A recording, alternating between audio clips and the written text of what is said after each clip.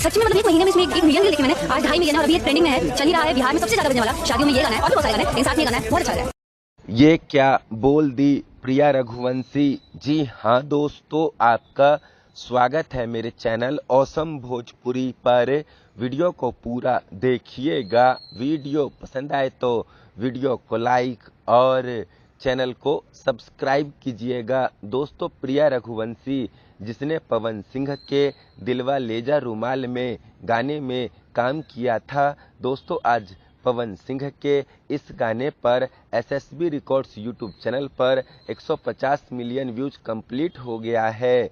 दोस्तों, प्रिया रघुवंशी ने हाल ही में एक इंटरव्यू दिया जिसमें वो पवन सिंह के इस गाने की खूब तारीफ करते हुए नजर आई। वो अपने इस इंटरव्यू के दौरान दिलवा लेजा रुमाल में गाने के लिए बोली कि सच में इस गाने पर बहुत ही तेजी से रील बना है। 1 महीने में ही इस गाने पर 1 मिलियन रील्स बन गया था और अब तक 2.5 मिलियन रील्स इस गाने पर बन चुका है। और इस साल शादियों में, लगन में ये गाना खूब बजा है, सबसे ज़्यादा बजा है। और भी गाने बजे हैं पर ये गाना सबसे ज़्यादा बजा है।